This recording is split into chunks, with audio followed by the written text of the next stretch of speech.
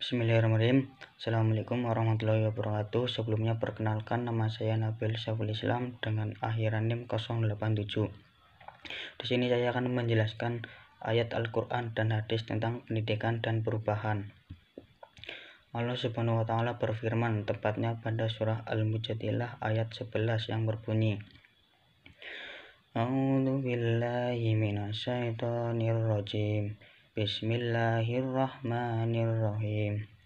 Ya ayyuhalladzina amanu idza qila lakum tafassahu fil majalisi fafsahu yafsahillahu lakum wa idza qila ansusu fansusu yarfa'illahu alladzina amanu minkum walladzina utul ilma darajat wallahu bima ta'maluna khabir. Shadaqallahul azim. Yang artinya, hai orang-orang beriman, apabila dikatakan kepadamu, berlapang-lapanglah dalam majelis, maka lapangkanlah, niscaya Allah akan memberi kelapangan untukmu. Dan apabila dikatakan, berdirilah kamu, maka berdirilah, niscaya Allah akan meninggikan orang-orang yang beriman di antaramu dan orang-orang yang diberi ilmu pengetahuan beberapa derajat, dan Allah Maha mengetahui apa yang kamu kerjakan. Ayat di atas tidak menyebut secara tegas bahwa Allah akan meninggikan derajat seseorang yang berilmu, tetapi menegaskan bahwa mereka memiliki derajat-derajat, yakni yang lebih tinggi dari yang sekedar beriman. Tidak disebutnya kata meninggikan itu sebagai isyarat bahwa sebenarnya ilmu yang dimiliki itulah yang berperan besar dalam ketinggian derajat yang diperolehnya, bukan akibat dari faktor di luar ilmu tersebut. Kemudian yang dimaksud dengan utul ilma darajah adalah mereka yang beriman dan menghiasi diri mereka dengan pengetahuan. Jadi ini berarti ayat di atas membagi kaum beriman kepada dua kelompok besar. Yang pertama sekedar beriman dan beramal soleh, dan yang kedua beriman dan beramal soleh serta memiliki pengetahuan. Derajat kelompok kedua ini menjadi lebih tinggi, bukan saja karena nilai ilmu yang disandangkannya, tetapi juga amal dan pengajarannya kepada pihak lain, baik secara lisan, tulisan, maupun dengan keteladanan. Ayat di atas memberikan pengertian bahwasanya Allah akan meninggikan derajat orang-orang yang beriman dan orang-orang yang memiliki ilmu dengan beberapa derajat atau kemuliaan dalam kehidupannya. Dengan kata lain, bahwa manusia mulia di hadapan Allah apabila memiliki pengetahuan yang bisa dimiliki dengan jalan yang benar. Karena tanpa ilmu, maka seseorang yang mengaku mukmin tidak akan sempurna, bahkan tidak benar dalam keimanannya. Seorang muslim wajib mempunyai ilmu untuk mengenal berbagai pengetahuan, dan ilmu yang diperoleh seharusnya menambah dekatnya hubungan manusia dengan Sang Kholik atau Pencipta. Berdasarkan ayat di atas dapat diketahui bahwa dalam menjalani kehidupan yang penuh dengan permasalahan yang beraneka ragam ini, orang membutuhkan ilmu pengetahuan. Dan ilmu pengetahuan itu dapat kita dapatkan melalui belajar. Belajar merupakan kewajiban bagi setiap individu. Belajar adalah suatu perubahan dalam tingkah laku menuju perubahan tingkah laku yang baik, di mana perubahan tersebut terjadi melalui latihan dan pengalaman. Menurut Sardiman AM, belajar dimaksudkan sebagai usaha penguasaan materi ilmu pengetahuan yang merupakan sebagai kegiatan menuju terbentuknya kepribadian. Seutuhnya dengan ini, maka ada pengertian bahwa belajar adalah penambahan pengetahuan. Dalam Islam, belajar merupakan suatu kewajiban bagi seorang muslim, baik laki-laki maupun perempuan. Oleh karena itu, sudah selayaknya kita sebagai kaum muslimin yang teguh berpegang kepada Al-Quran dan hadis untuk tetap belajar dimanapun dan kapanpun kita berada. Konsep-konsep yang dibawa Al-Quran selalu relevan dengan problem yang dihadapi manusia, karena ia turun untuk berdialog dengan setiap umat yang ditemuinya, sekaligus menawarkan pemecahan terhadap problema yang dihadapi, kapan dan dimanapun mereka berada. Kemudian sejalan dengan itu, Al-Quran juga menjelaskan tentang pentingnya tanggung jawab intelektual dalam melakukan berbagai kegiatan. Dalam kaitan ini, Al-Quran menganjurkan manusia untuk belajar dalam arti seluas-luasnya hingga akhir hayat, mengharuskan seseorang agar bekerja dengan dukungan ilmu pengetahuan, keahlian, dan keterampilan yang dimiliki. Selain itu, ilmu tersebut juga harus bermanfaat bagi kehidupan orang banyak, di samping bagi kehidupan diri pemilik ilmu itu sendiri. Dengan ilmu pengetahuan yang bermanfaat, maka dunia akan tentram karena dijalankan dengan hukum yang berlaku, sedangkan pemiliknya juga akan mendapatkan pahala yang terus mengalir walaupun ia telah meninggal dunia. Sebagaimana sabda Nabi Muhammad SAW, ngan Abi Hurairah radhiyallahu anhu anna Rasulullah sallallahu alaihi wasallam qala idza mata al insanu in qata'a anhu ngamaluhu illa min salasa shadaqatin jariyatin au ilmi yuntafa'u bih au waladin sholihin yad'u lahu, rawahu Muslim. Dari Abu Hurairah radhiyallahu anhu bahwa Rasulullah shallallahu alaihi wasallam bersabda, apabila seorang manusia telah meninggal maka terputuslah amalannya kecuali 3 hal, yaitu sedekah jariyah, ilmu yang bermanfaat, dan anak soleh yang mendoakan orang tuanya. Hadis riwayat Muslim.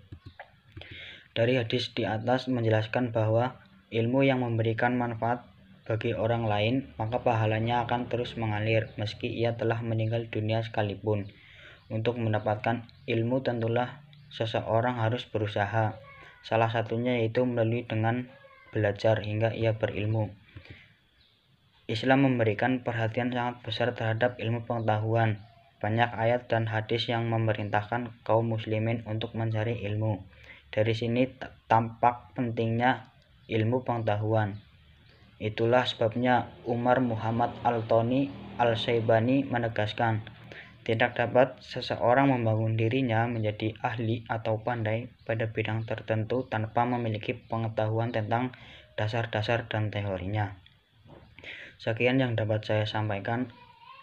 Semoga bermanfaat. Wassalamualaikum warahmatullahi wabarakatuh.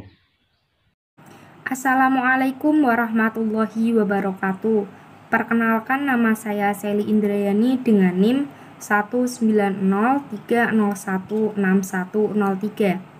Pada kesempatan kali ini, saya akan menjelaskan mengenai dampak pendidikan terhadap perubahan sosial. Saya adalah pemateri yang kedua.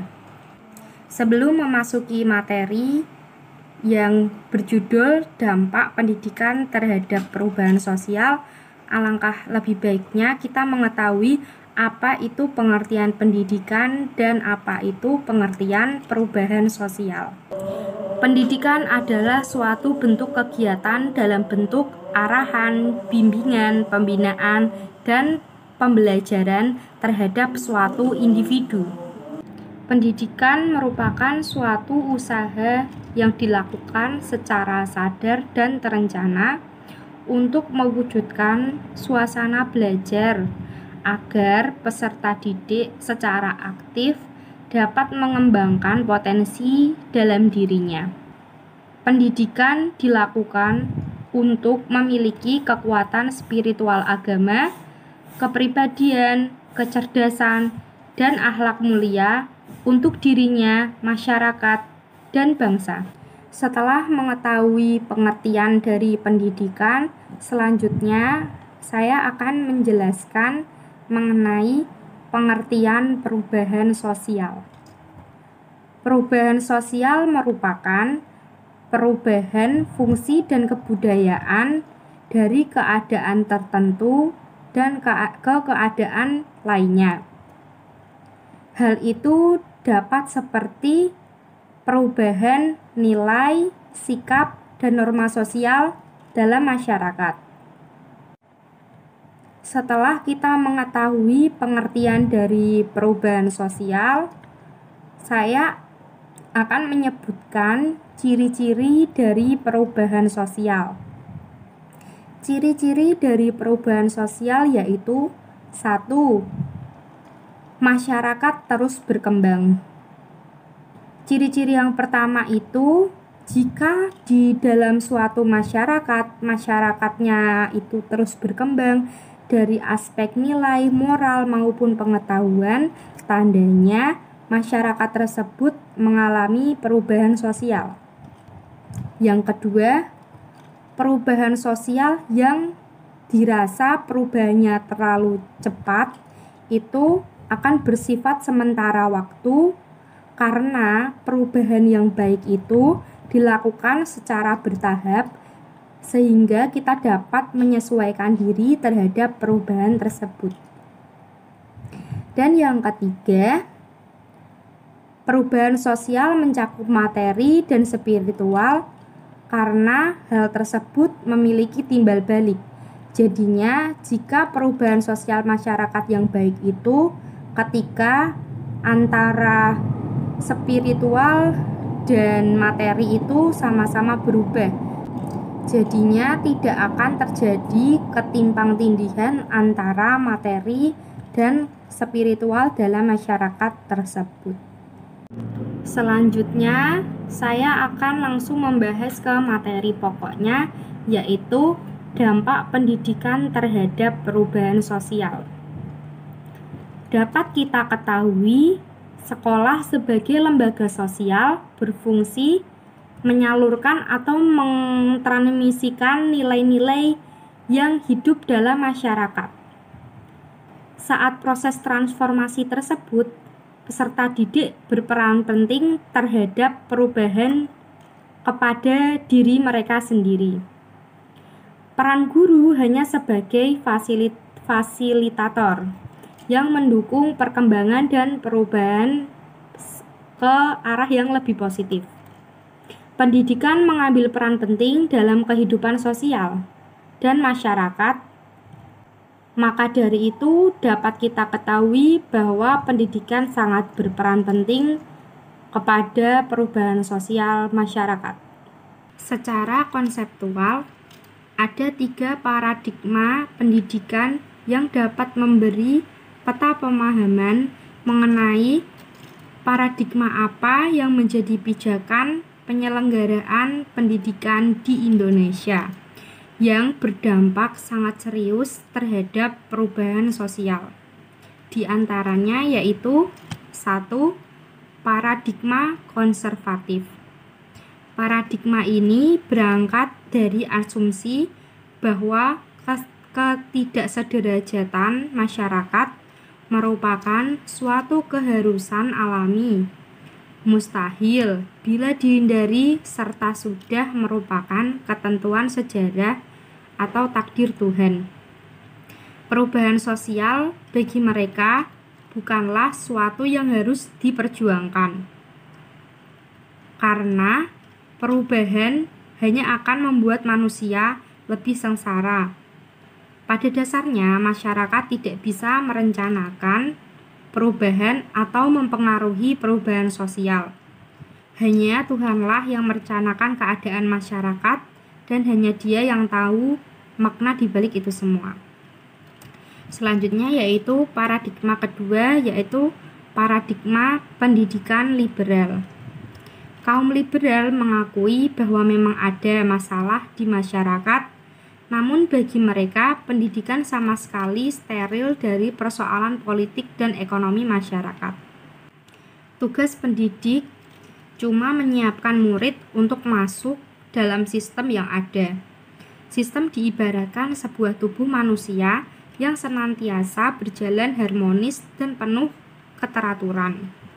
Kalaupun terjadi distorsi, maka yang perlu diperbaiki adalah individu yang menjadi bagian dari sistem dan bukan sistem. Pendidikan dalam perspektif liberal menjadi sarana untuk mensosialisasikan dan memproduksi nilai-nilai tata susila, keyakinan dan nilai-nilai dasar agar stabil dan berfungsi secara baik di masyarakat. Yang ketiga atau yang terakhir yaitu paradigma pendidikan kritis. Paradigma bagi pendidikan bagi paradigma kritis merupakan arena perjuangan politik. Jika bagi kaum konservatif, pendidikan bertujuan untuk menjaga status quo, sementara bagi kaum liberal ditunjukkan untuk perubahan moderat dan ucap kali juga pro status quo. Maka bagi penganut paradigma kritis, menghendaki perubahan struktur secara fundamental dapat dalam berbagai tatanan politik masyarakat di mana pendidikan berada. Dalam perspektif ini, pendidikan harus mampu membuka wawasan dan cakrawala berpikir baik bagi pendidik maupun peserta didik, menciptakan ruang bagi peserta didik untuk mengidentifikasi dan menganalisis secara bebas dan kritis dan terstruktur dunianya dalam rangka transformasi sosial. Cukup sekian materi yang dapat saya sampaikan. Selanjutnya akan dijelaskan materi yang ketiga dengan judul pengaruh perubahan sosial terhadap kebijakan pendidikan. Bismillahirrahmanirrahim. Assalamualaikum warahmatullahi wabarakatuh. Perkenalkan, nama saya Amar Prasetyo Haji dengan NIM nomor heran 107. Di sini saya akan sedikit menjelaskan tentang pengaruh perubahan sosial terhadap kebijakan pendidikan. Setelah 65 tahun merdeka, persoalan paling dasar negara kita adalah masalah sosial di mana masih terjadi kemiskinan, kelaparan, banyaknya anak usia sekolah yang tidak mengenyam pendidikan, pengangguran, rendahnya kesehatan, mahalnya biaya kesehatan dan pendidikan. Ancaman disintegrasi bangsa, budaya, dan etika bangsa yang terkikis, terutama dengan maraknya kasus video porno, sehingga masih banyak lagi masalah yang terkait dengan sosial budaya dan ekonomi. Kondisi-kondisi di atas berbeda jauh dengan tujuan pembangunan Indonesia. Soeharto mengatakan bahwa tujuan pembangunan setiap negara, paling tidak negara merdeka yang demokratis, adalah meningkatkan kesejahteraan rakyat yang wujudnya berupa meningkatkan penghasilan sehingga dapat bertahan hidup, meningkatkan derajat kesehatan, dan meningkatkan kualitas pendidikan. Rasulullah SAW bersabda, "Thalabul ilmi fardhun 'ala kulli muslim." Menuntut ilmu itu wajib atas setiap muslim. Hadis riwayat Ibnu Majah nomor 224 dari sahabat Anas bin Malik radhiyallahu anhu, disahihkan Al-Albani dalam Sahih Al-Jami' Shahih nomor 3913, serta meningkatnya rasa aman baik fisik maupun psikis spiritual dalam rumusan populer masyarakat yang adil dan makmur untuk Indonesia, untuk ditambah dengan kualifikasi berdasarkan Pancasila. Adanya kesenjangan antara tujuan pembangunan dan kondisi masyarakat di atas tidak bisa dilepaskan dari kebijakan dan praktek pendidikan. Berdasarkan aspek perubahan sosial, menurut Tilar, kebijakan dan praktek pendidikan perlu ditransformasi dari pandangan pedagogik tradisional menjadi pedagogik modern atau pedagogik transformatif. Jadi tolak pedagogik transformatif ialah individu yang menjadi. Hal ini berarti seorang individu hanya dapat berkembang di dalam interaksinya dengan tatanan kehidupan sosial budaya di mana ia hidup. Individu tidak akan berkembang apabila diisolasikan dari dunia sosial budaya dan dari dunia sosial budaya di mana ia hidup. Hal ini berarti adanya suatu pengakuan peran aktif partisipasi dari individu yang menjadi di dalam tatanan kehidupan sosial dan budayanya. Individu bukanlah sekadar menerima nilai-nilai budaya yang datang dari luar, tetapi nilai-nilai tersebut hanya dapat dimilikinya melalui peranannya yang ada partisipatif dalam aktivitas sosial budaya dalam lingkungannya. Paradigma ini telah mereduksi makna pendidikan menjadi sekolah. Lebih jauh, sekolah pun direduksi dan disederhanakan menjadi suatu rangkaian dari ketersediaan input, berlangsungnya proses dan menghasilkan output. Input dalam pendidikan berupa peserta didik yang disebut dengan raw input, guru, kurikulum, manajemen, dan fasilitas fisik yang disebut sebagai the instrumental input. Keseluruhan input tersebut akan menyatu dalam proses sehingga menghasilkan output yang berupa urusan dengan kemampuan yang telah dicapai. Kemampuan siswa ini juga direduksi dan disederhanakan dalam wujud skor nilai. Learning juga disederhanakan menjadi teaching sebagai proses transformasi pengetahuan pada peserta didik untuk diingat-ingat dan kemudian disajikan kembali oleh peserta didik. Manakala menghadapi tes, sifat-sifat ingin tahu dan kreativitas tidak lagi mendapat tempat yang wajar. Demikian juga materi pelajaran disederhanakan menjadi hanya yang ada pada buku teks. Yang dikaji di ruang-ruang kelas tidak perlu dikaitkan dengan realitas yang ada di masyarakat. Kondisi-kondisi kebijakan pendidikan juga dapat dilihat pada penyelenggaraan ujian nasional atau UN. UN berdampak pada peserta didik. 1. Peserta didik akan mempelajari materi, umumnya menghafal tentang apa yang diujikan. 2. Guru akan membantu melatih peserta didik dengan cara menjawab soal-soal ujian. 3. Sekolah akan berusaha keras menyusun program termasuk mengadakan kegiatan bimbingan tes. 4. Orang tua akan mendorong anak-anaknya untuk persiapan mengikuti UN. 5. Pemuda dan pejabat pemerintahan akan ikut berupaya agar peserta UN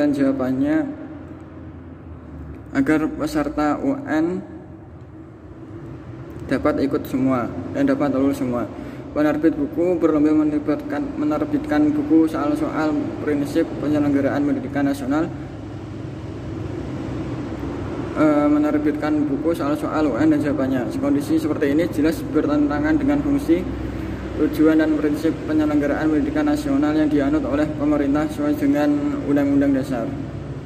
Kebijakan-kebijakan pemerintah seperti yang dikemukakan di atas jelas akan sangat berpengaruh pada perubahan sosial budaya masyarakat. Kondisi sosial seperti kekerasan, perkelahian, menyontek, penjiplakan karya tulis, demo oleh guru, bermunculan penyalahgunaan narkoba.